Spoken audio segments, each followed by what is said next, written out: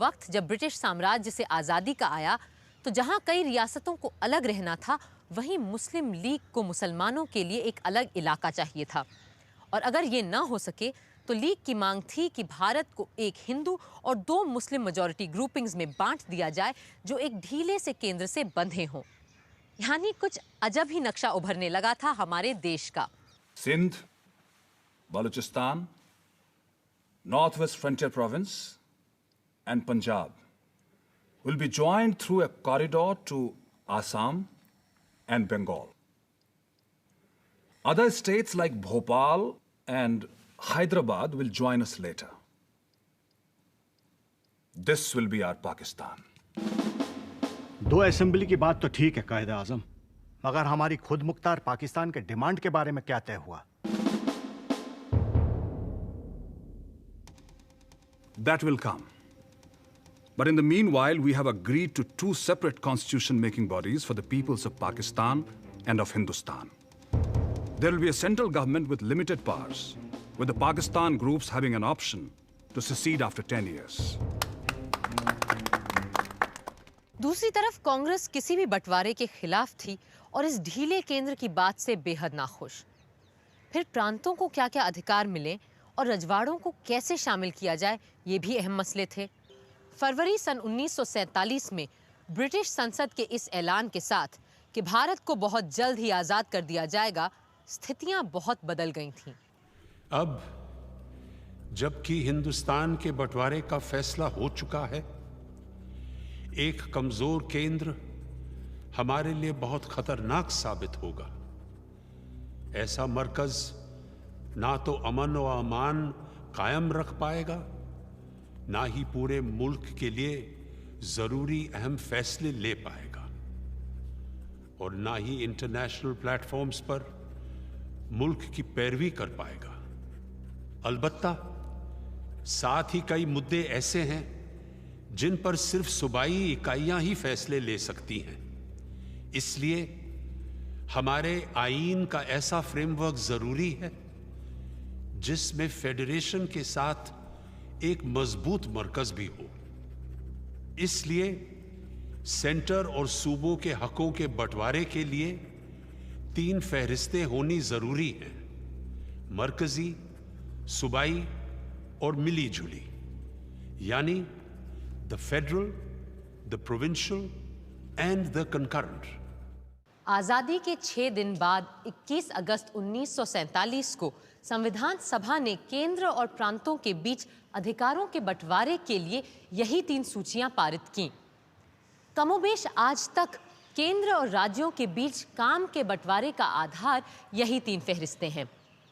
मगर केंद्र और सूबों के बीच का अंतर संबंध क्या होना चाहिए और केंद्र कितना शक्तिशाली होना चाहिए, इन प्रश्नों पर गहराई से सोच रहे थे doctor Ambedkar. However much you may deny powers to the center, it is difficult to prevent the center from becoming strong. Conditions in the modern world are such that centralization of powers is inevitable. On the other hand, we must resist the tendency to make it stronger. We must realize that our people have yet to learn how to use it. पर सभा के दूसरे सदस्यों के अपने अपने अलग विचार थे। सर, यह संविधान लोगों को कुछ भी अधिकार नहीं देता, ना परिवार को, ना गांव को, ना जिले को, ना सूबों को। डॉक्टर अंबेडकर ने सब कुछ केवल सेंटर के लिए रख लिया है। मेरा प्रश्न है कि हमें एक मजबूत सेंटर किस लिए चाहिए, किसके डर से चाहिए और किसके खिलाफ चाहिए? Sir, yes, we want a strong center by all means. If we want to preserve or maintain our newborn freedom, and if we want the solidarity of this country. Sir, एक नजर जरा ये लंबी यूनियन लिस्ट पर डालिए, और अब एक नजर इस लंबी कॉन्करेंट लिस्ट पर। ये वो सारे हुकूक हैं जो मरकजी सरकार अपने हाथ में ही रखना चाहती है, और इस तरह हमारे मुल्क के फेडरल सिस्टम को एक यूनिटरी सिस्टम में तब्दील कर देना चाहती है। इस तरह की मंशा से चलाई गई सरकार, मुझे डर है कि जल्दी एक डेमोक्रेटिक नहीं बल्कि तानाशाही सरकार बन जाएगी।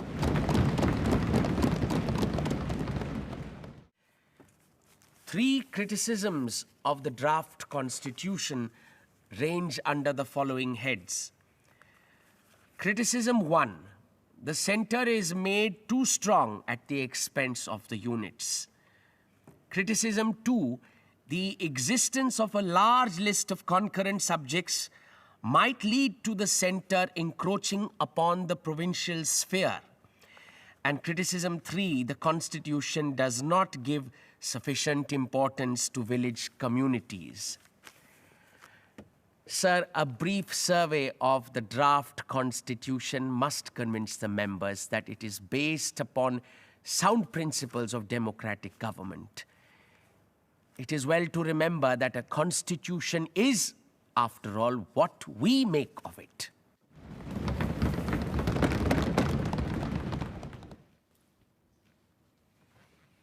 जनाब, उस दिन डॉक्टर अंबेडकर बोले कि हमारा संविधान फेडरल भी है और यूनिटरी भी, शांति के वक्त फेडरल और युद्ध के वक्त यूनिटरी। पर मैं पूछता हूं कि यह युद्ध और शांति का बंटवारा केवल एक झूठी कल्पना भर है, क्योंकि हम किसी वॉर या पीस में नहीं बल्कि कोल्ड वॉर के जमाने में जी रहे हैं। और अगर हमें इन विदेशी ठगों से, इन विदेशी ताकतों से खुद को बचाना है, तो आज हम जिस तरह के लोकतंत्र के काम में लगे हैं, उस काम में इस तरह के कानून सिर्फ अड़ंगा ही डालेंगे। Sir, the possibilities of conflicts can be best lessened by the center being given power to intervene effectively whenever and wherever provincial jealousies may threaten the unity or impede the progress of the country as a whole. सन 48 के अंत में जब एक बार फिर मद्रास से आए Shri B poker साहब बहादुर ने केंद्र की सत्ता पर प्रश्न उठाया तो डॉक्टर अंबेडकर भड़क उठे। There is ample justification for a proviso of this sort, which permits the center in any particular case to act unilaterally.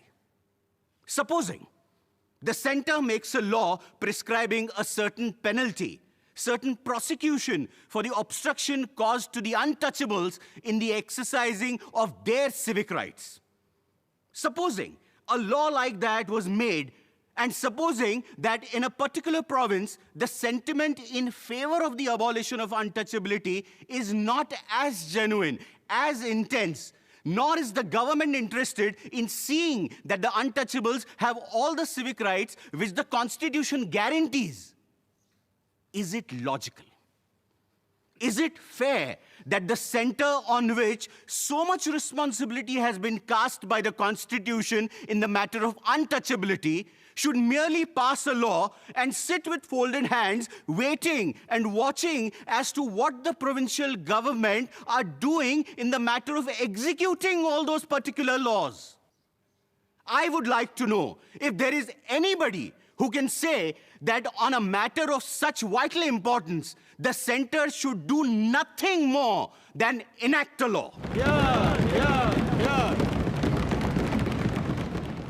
इसके बाद सबसे जोरदार बहस इस बात पर हुई कि क्या केंद्र को ये हक बनता है कि वो जब चाहे प्रदेशों में चुनी गई सरकार को बर्खास्त करके वहां केंद्र का शासन लागू कर सके।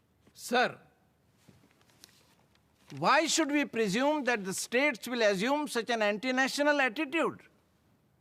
Particularly the wording, in the national interests, Parliament should make laws, is something which implies that the center requires Parliament to legislate in such matters of national importance which the states are not prepared to pass. I do not think that the article is at all necessary. Sir, I should like to put a pointed question to Dr. Ambedkar. For instance, now there is a situation prevailing in the state of Hyderabad and in Madras Presidency. In some of the border areas of these two states, there is a disturbance of public peace. I would like to ask whether it will be proper under similar circumstances for the center to intervene and take over the entire portfolio of law and order from the two states concerned and step in. Sir, I'm sure that it will be a mockery of provincial autonomy if such a thing happens. The first change that is to be noted is that the President is to act on a report from the Governor or otherwise. The original article merely provided that the President should act on the report made by the Governor. I think as a necessary consequence to the introduction of this article, we must also give liberty to the President to act even when there is no report by the Governor and when the President has got certain facts within his knowledge on which he thinks he ought to act in the fulfillment of his duties. आंतरिक कलह रोकने के नाम पे केंद्रीय सरकार सूबों की स्वतंत्रता को ध्वस्त करने जा रही है और प्रांतों की आजादी को खत्म करने की तैयारी कर रही है। पहले तो राष्ट्रपति को अधिकार होगा कि केवल राज्यपाल की रिपोर्ट पर ही नहीं बल्कि अन्यथा भी यदि उसे सही लगे तो वो राज्य सरकार के खिलाफ कदम उठा सकता है। ये अन्यथा है क्या? शायद केवल ईश्वर ही जानता है। वैसे भी पहले ही हमने यह तय कर दिया है कि राज्यपाल को तो राष्ट्रपति ही नियुक्त करेगा। अगर ऐसा है तो क्या राष्ट्रपति को खुद अपने नियुक्त आदमी पर भरोसा नहीं होना चाहिए क्या? महोदय, हमने हर सूबे के लिए गवर्नर को नियुक्त किया है। हम इन गवर्नरों को मोटी तनख्वाह देने जा रहे हैं और भी तमाम लाओ लश्कर ऐशो आराम। हम उन्हें संविधान के हिसाब से राज्य में ऊंचा ओहदा भी दे रहे हैं। पर अगर इस सब के बावजूद हम इन गवर्नरों को सिर्फ सजावट का सामान बनाकर रखेंगे और उन्हें आपातकाल के लिए कोई अधिकार नहीं देंगे तो सब बेकार है। अगर ऐसा है तो हमें इस पद का नाम थोड़ा बदल कर इन्हें गवर्नर नहीं गोवर्नर ही बुलाना चाहिए। और अंत में सारे सुझावों, शंकाओं और प्रश्नों का जवाब दिया डॉक्टर भीमराव अंबेडकर ने। With regards to the general debate which has taken place, in which it has been suggested that these articles are liable to be abused, I may say that I do not altogether deny that this is a possibility. But that objection applies to every part of the Constitution which gives powers to the center to override the provinces. The proper thing we ought to expect is that such articles will never be called into operation and they would remain a dead letter. If at all they are brought into operation, I hope the President, who is endowed with these powers, will take proper precautions before actually suspending the administration of the provinces. I hope the first thing he would do would be to issue a warning. If that warning fails, the second thing for him to do will be to order an election allowing the people of the province to settle matters themselves. It is only when these two remedies fail that he would resort to this article. उधर महात्मा गांधी के एक अनुयायी श्रीमान नारायण अग्रवाल साहब ने सन 1945 में ही बापू के विचारों को पढ़ के, समझ के और उनसे बात करके एक गांधीवादी संविधान का मसौदा तैयार कर दिया था। संविधान सभा के गांधीवादी सदस्य इसी को नए संविधान का आधार बनाना चाहते थे। ये कहना गलत नहीं होगा कि मैंने महात्मा गांधी के सामने एक तजवीज़ पेश की थी और उसके तहत उन्होंने सोवियत रूस के आइन के 2 नुक्तों की हामी भी भरी थी। पहला नुक्ता था काम करो और वोट भरो और दूसरा कि पहली इकाई गांव का सोवियत रहे। उन्होंने उस पर फरमाया था कि सोवियत संघ का आइन कांग्रेस वर्किंग कमेटी का आइन से काफ़ी मिलता है, इसलिए अगर गांव पंचायत की तजवीज़ छोड़कर हम गांव सोवियत की तजवीज़ अपनाएं तो ये सारे पचड़े जो हमारे आइन में हैं इस और उस माइनॉरिटी के हुकूक को लेकर सब गायब हो जाएंगे। I beg to move that in the directive principles, the following new article be added. That the state shall take steps to organize village panchayats and endow them with such powers and authority as may be necessary to enable them to function as units of self-government. What powers should be given to a village panchayat, what its area should be, and what its function should be will vary from province to province. Sir, I accept the amendment.